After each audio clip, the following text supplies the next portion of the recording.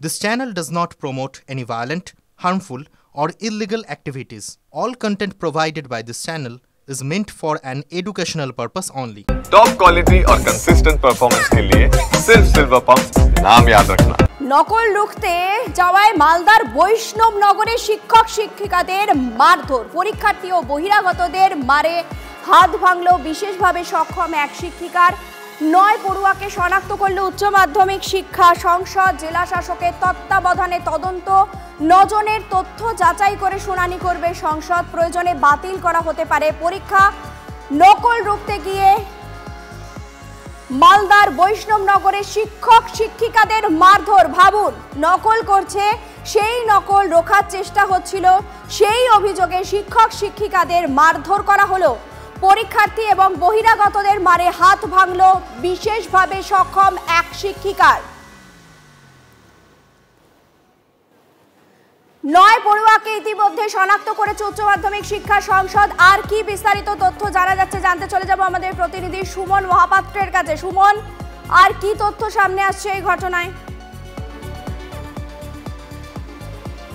দেখো, পুরো ঘটনায় 11 থেকে 12 জন ইনভলভ, যেটা সংসদ সূত্রে জানা যাচ্ছে।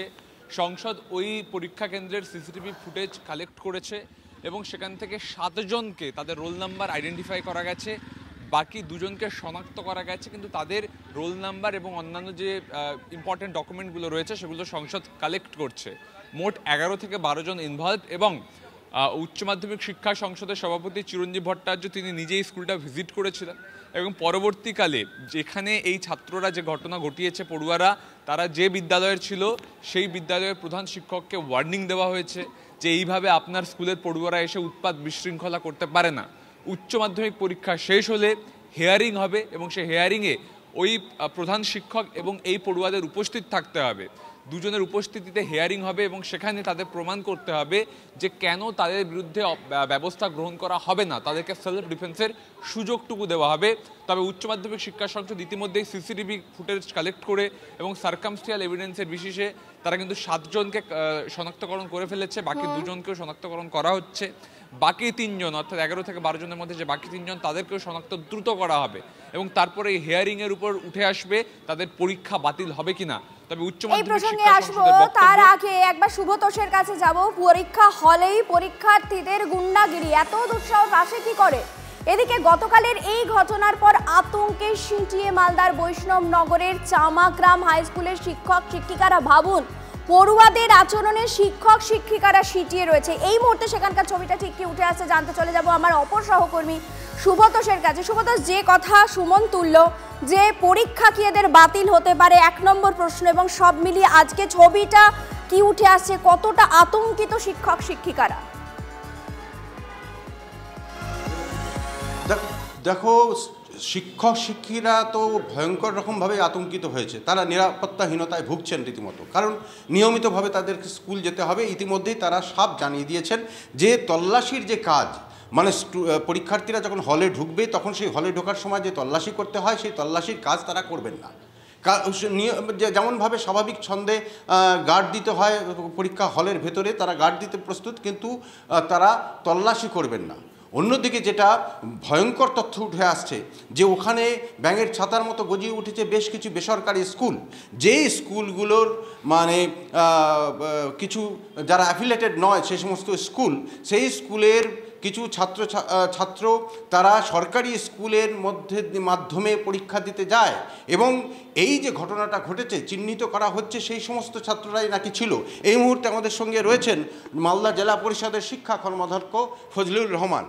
কি অভিযোগটা উঠে আসছে, কি যে বেসরকারি স্কুলের ছাত্ররা কিভাবে পরীক্ষা দিচ্ছিল, কি অভিযোগ উঠে আসছে, কিভাবে দেখছেন? ওইখানে কি হয়েছে আমার সঠিকটা জানা নেই, কিন্তু কথা হচ্ছে যে বেসরকারি স্কুলে পড়াশোনা করে এবং অন্য একটা সরকারি স্কুলের নামটা নথিভুক্ত থাকে, হ্যাঁ, করে দিয়ে তারপর তারাই পরীক্ষা দেয়, সেই হিসেবে তারা পরীক্ষা দেয়। ওরা তো দাবি করছিল যে ওরা নকল করবেই, ব্যাপারটা এরকম, কারণ বাংলার সময়ও তো একই রকমভাবে তল্লাশি হয়েছিল বাংলা পরীক্ষার দিন, কিন্তু সেদিনকে কিছু হয়নি।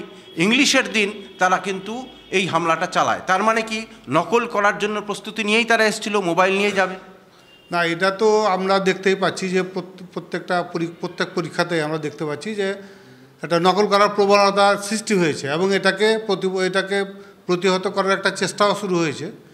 কিন্তু কথা হচ্ছে শিক্ষকদের দিয়ে এটা ওদেরকে প্রতিহত করা সম্ভব নয়, কারণ যারা 12 ক্লাসের ছাত্ররা পরীক্ষা দেয় তারা এমনিতেই তারা ম্যাচিওর, হ্যাঁ, শিক্ষকদের সাথে তাদের মানে বলতে গেলে মাথায় মাথায় সমান, তারা যে কোনো সময় তাদেরকে প্রতিহত করতে পারে।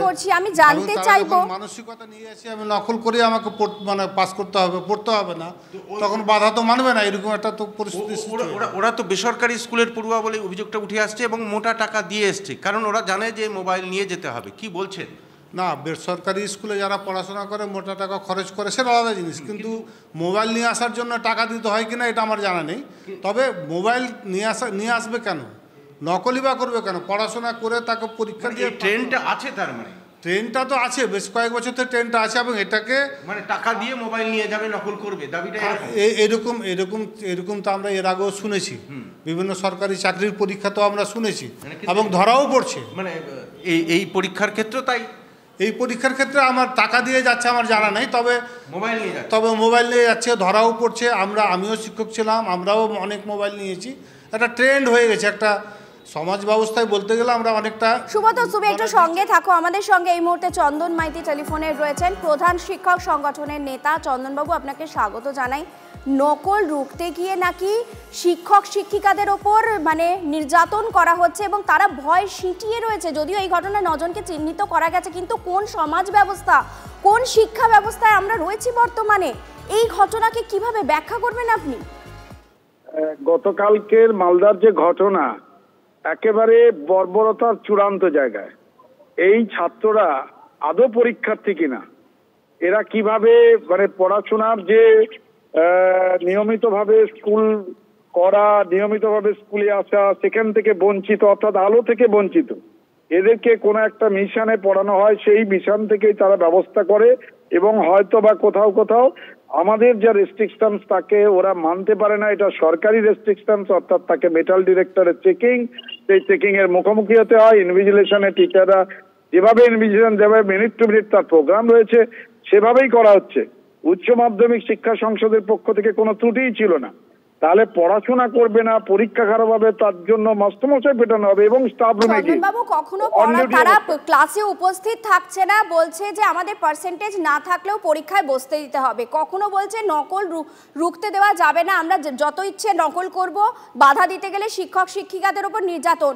চাকরির পরীক্ষায় এক ছবি উঠে আসছে, মাধ্যমিকে এক ছবি উঠে আসছে, মানে এ তো মানে বলার কোনো ভাষা নেই।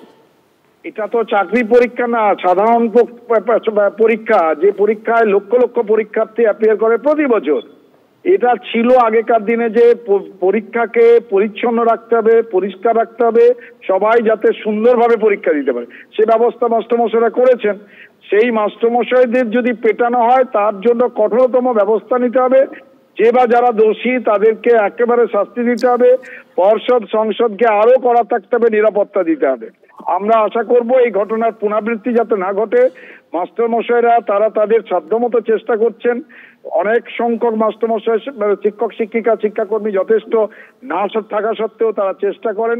যারা সৎভাবে চেষ্টা করেন তারাই আক্রান্ত হচ্ছেন। এর দুর্ভাগ্যজনক ঘটনা। এই ঘটনা অত্যন্ত দুর্ভাগ্যজনক, সত্যি অত্যন্ত দুর্ভাগ্যজনক। চন্দনবাবু, অনেক ধন্যবাদ। চন্দন মাইতি, প্রধান শিক্ষক সংগঠনের নেতা, তার প্রতিক্রিয়া জানালেন এবং তিনি বললেন যে অত্যন্ত দুর্ভাগ্যজনক ঘটনা। এই ঘটনা কিভাবে ঘটছে, কেন ঘটছে, সত্যি নিন্দা করার মতো ঘটনা।